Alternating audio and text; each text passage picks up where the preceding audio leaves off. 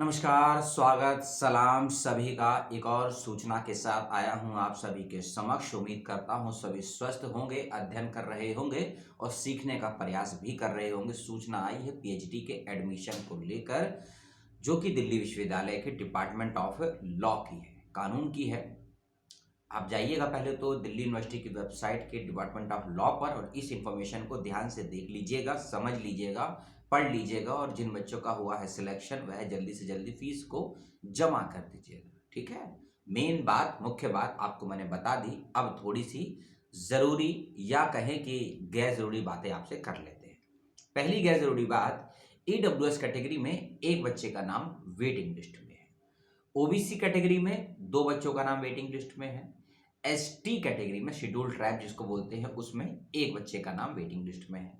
SC category में 2 बच्चों का नाम वेटिंग लिस्ट में है और अनरिजर्व कैटेगरी में 4 बच्चों का नाम वेटिंग लिस्ट में है। ठीक है, ये तो मैंने आपको वेटिंग लिस्ट बता दी।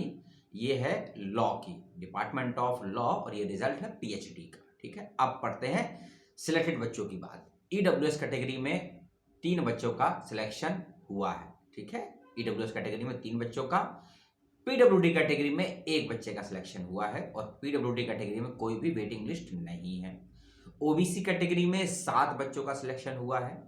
एससी कैटेगरी में, एससी शेड्यूल कास्ट में 4 बच्चे और शेड्यूल ट्राइब में 2 बच्चों का एडमिशन हुआ है। जनरल कैटेगरी में 13 बच्चों का एडमिशन हुआ है। ठीक है, जनरल के 13, एससी के 4 हो गए 17, 17 और 2 हो गए 19, 19 और 6 हो गए 26 और एक 27, 27 और 3 30, 30 बच्चों का सिलेक्शन हुआ है पीएचडी इन लॉ में दिल्ली यूनिवर्सिटी में। और जिन बच्चों का नाम वेटिंग लिस्ट में है उनकी संख्या है 10 बस।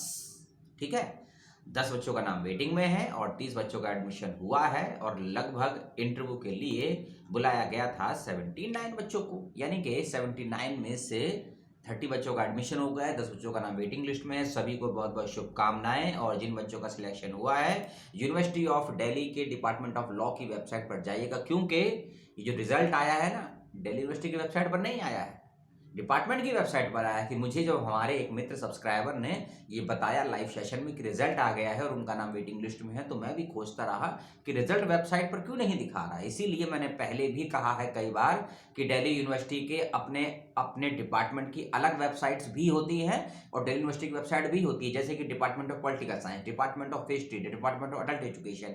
इनके जो फाइनल रिजल्ट है इनकी वेबसाइट पर पहले आए हैं। मेन वेबसाइट पर अभी तक आने में भी, अपडेट करने में दिक्कत है। तो वही हाल हुआ लॉ के साथ में। यदि मुझे वो सब्सक्राइबर नहीं बताते और उनका नाम है शुहेब और उनका नाम वेटिंग लिस्ट में चला गया है, तो उनके माध्यम से ये सूचना मुझे प्राप्त हुई और आपको भी प्राप्त हुई। तो ये रिजल्ट आया था 31 तारीख को, 31 जनवरी को। वीडियो देख रहे हैं 5 जनवरी, और मुझे नहीं पता है कि फीस जमा करने की डेट लास्ट क्या है। तो आप लोग जैसे ही वीडियो को देखें तुरंत दिल्ली यूनिवर्सिटी फोन कीजिए या कॉल कीजिए। वैसे तो आज सैटरडे है, बंद रहेगा, लेकिन फोन शायद आपको उठा लिया जाए, तो मंडे टाइम निकाल के दिल्ली यूनिवर्सिटी चले जाइएगा लॉ फैकल्टी में। और कैंपस, नए कैंपस में जाना है आपको, जो कि दिल्ली यूनिवर्सिटी में है, मेन आर्ट्स फैकल्टी के पास में, वहां भी जाना है, पता करना है एडमिशन की लास्ट डेट क्या है या क्या डॉक्यूमेंटेशन है। डॉक्यूमेंटेशन के बारे में यही कहूँगा, सभी एकेडमिक डॉक्यूमेंट्स को साथ ही लेकर जाइएगा और जरूरी और गैर जरूरी लिंक आपको दे दिए जाएंगे। वीडियो कैसा लगा अपनी टिप्पणी दे दीजिएगा और कोई डाउट हो, सवाल हो, शंका हो, कमेंट करके पूछ लीजिएगा। अगला एक और वीडियो दिल्ली यूनिवर्सिटी का ही होगा, क्योंकि उस वीडियो में मैं आपको बताऊंगा कि एक डिपार्टमेंट है, उसका इंटरव्यू होने वाला था पीएचडी का दिसंबर के 3rd वीक में, जो कि नहीं हुआ, कैंसिल हो गया। अब उसकी नया डेट आई है, नया शेड्यूल आया है, नए कुछ कार्यक्रम आए हैं। कौन सा डिपार्टमेंट है ड्यू का, उसको लेकर हम अगले वीडियो में बात करेंगे। तब तक के लिए